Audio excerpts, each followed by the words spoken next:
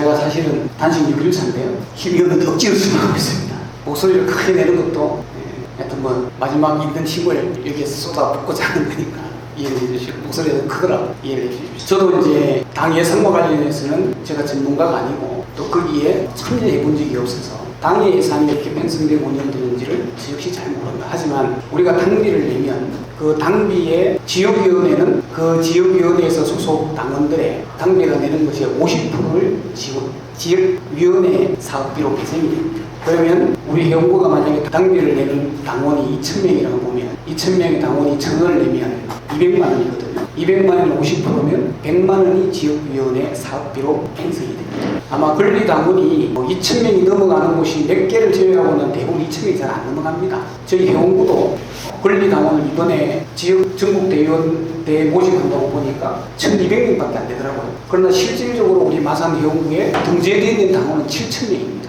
7,000명. 그런데 권리당원은 1,200명밖에 안 되니까 실질적으로 그런 마산에는 회원구에는 60만 원의 지역위원회 사업비가 편성되는 거죠. 그럼 60만 원 가지고 지역위원회 사업을 하면 현수막 몇 장 달고 나면 없어요. 이제 그렇고 도당 사업비는 도당에는 이제 중앙당 전체 예산 중에 얼마를 교부를 해줄 텐데 저는 얼마를 교부받는지 얼마가 어떻게 편성되는지 모릅니다. 예를 들면 도당도 기본적으로 상근자가 있고 사무실 운영해야 될 경비가 있으니까 그것을 최소한 운영할 수 있는 경비는 중앙당에서 아마 배분을 해줄 겁니다. 그럼 그 배분을 해주면 그와 관련해서 살림을 살고 그죠? 예산을 편성해서 집행을 하고 남으면 이것을 중앙당으로 반납하지 않아요. 경남도당의 자산이 됩니다.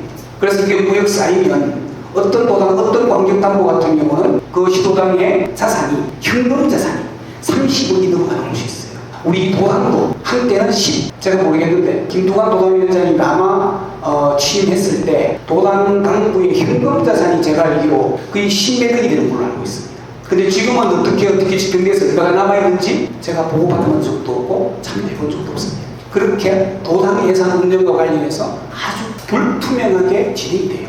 물론 이제 그 보고를 받는 단위에서는 보고를 받을 겁니다. 예를 들면 보고를 받는 단위에서는. 근데 저는 아직까지 보고를 받는 단위에서 그렇게 아직 보고 받아본 적이 없어요. 그래서 이제 이 예산과 관련해서는 도당의 예산이 아마 있을 거라고 보여집니다. 얼마가 있는지 모르죠. 그 도당이 있으면 지역위원회 사업비를 의무적으로 배정되는 것은 당원 당비를 내는 50%를 지원해 주니까 그럼 그거 가지고는 지역위원회 사업이 모자라잖아요. 그러면 경남도당의 예산이 있으면 가용 예산이 얼마가 있는지를 잘 분석해 가야 되겠죠. 그러면 연간적으로 해서 최근 5년 동안 아니면 더 길게는 최근 10년 동안 도당의 연간 수입이 얼마고 지출이 얼마고 1년에 남는 잉여금이 얼마인지가 얼마게 지출이 됐다면 그 잉여금을 할 이유는 없잖아요. 특별하게 어떤 목적성을 정해서 예를 들면 우리 박준호 후보처럼 어떤 도당을 다시 옮기는 쪽으로 뭘 해서 특별하게 설치를 해버리면 또 다른 문제입니다. 그러지 않으면 도당에 잉여금을 해서 넘길 이유가 없거든요. 그래서 그의 당연연도에 쓰는 게 예산의 원칙입니다.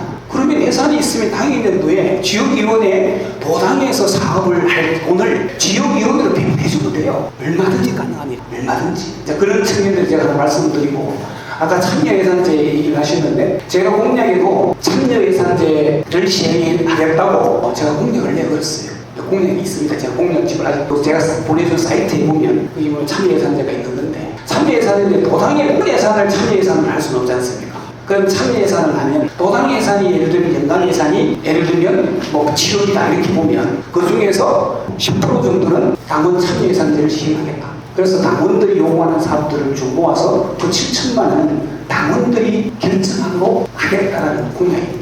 그래서 당원 참여예산제 꼭 하겠다는 말씀드리고요. 예산과 관련해서 저도 더 이상 제가 전문가는 아니기 때문에 더 이상 말씀드릴 게 없다는 말씀을 드리고 제가 말했던 이것들을 철저하게 지키도록 하겠습니다. 고맙습니다. 의원할 때 경제원 경영자를 했고요. 그래서 의원하면 경제원 경영이 잘 안 가요. 왜냐하면 경제원과 굉장히 어렵다는 부분이 굉장히 많습니다. 제가 경제원위원장 우리 경남도의 총 예산이 12조 정도. 그런데 경제원위원회 예산이 3조가 넘게 다루는 우리 경남도당 제가 현재 부위원장입니다. 그렇지만 예산 보고를 받지 않습니다. 예산 결산 관련된 보고를 받는 게 없습니다. 당연히 예산은 투명하게 공개되어야 그래서 홈페이지에 어느 지역위원회에 얼마가 어떻게 지출되고 있는가를 공개해야 되는 게 원칙입니다. 그건 뭐 그건 해야 된다 말아야 된다 이런 얘기는 지금 시대에는 그렇게까지 얘기하기 어렵고요. 우리가 1년 동안 당비를 분담금 들어오는 게 경남에 12억 정도 들었고요.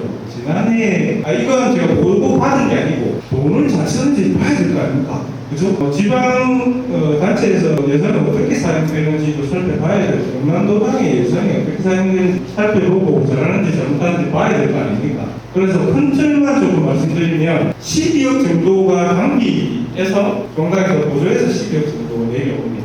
그리고 지난해 보니까 정당지원금에서 1억 5천만 원 정도가 들어왔고, 그리고 다른 지도당에서 조금 지원받아서 호남 경북 이렇게 지원받아서 1억 5천만 원 정도 들어왔습니다. 그래서 14억 정도였고요. 그래서 지역위원회별로 현수막 공정에서 사용되는 비용이 해운군은 한 7천만 원 지난 23년도에 사용하셨더라고요. 기내가고 5천만 원, 기면은 6,500만 원 정도 발생. 그리고 그러면서 사업비가 그래서 지역위원회 사업비 거의 9억 정도 사용됩니다. 예산을 알아야 예산 쪽에 중상면 예산을 얼마나 쓸 건지를 편성할 수 있어요. 중상면 예산이 당원 참여 예산이죠. 당원 참여 예산이 편성되면 시스템적으로는 당원 투표를 통해서 순위 결정하고 해야 되겠지만 시대의 시스템의 과제에 이미 들어왔습니다. 그래서 중상면 예산 편성을 해야 되고요. 그래서 그러면서 의견과 정책들이 나오는 것입니다.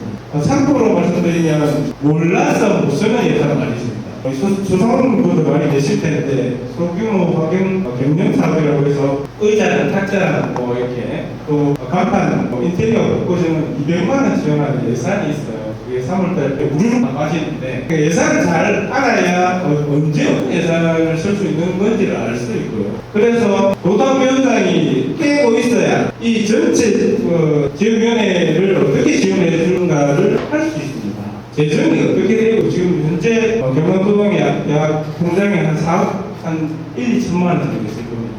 우리가 대여금도 일부 있고요. 또 그런 예산들이 편성되어 있는데 그래서 예산 부분은 두 가지. 첫째는 투명하게 공개하는 거 원칙, 그건 당연한 거고요. 당원 참여 예산, 세 번째는 중앙당 예산, 잘 아는 이래저래 챙겨올 수 있겠죠. 여러 가지 형태의 사업들을 중앙당에서 여러 가지 형태의 사업들을 하게 만들고 그 사업들을 경남에 맞는 유형의 사업들을 하게 만들고 그 사업을 우리가 공모하면 응모해서 우리가 그렇게 도당에서 경남도당이 좀 독립성을 하고 국회의원님들을 통해서 솔직히 이 말씀 한 말씀 드릴게요. 경남도당이 민주당이 전국 정당 맞습니까? 경남이 늘 40몇 %로 늘 엎드려주고 있기 때문에 이 진흙탕을 걸러다기 때문에 민주당이 오늘 있는 거 아니겠습니까?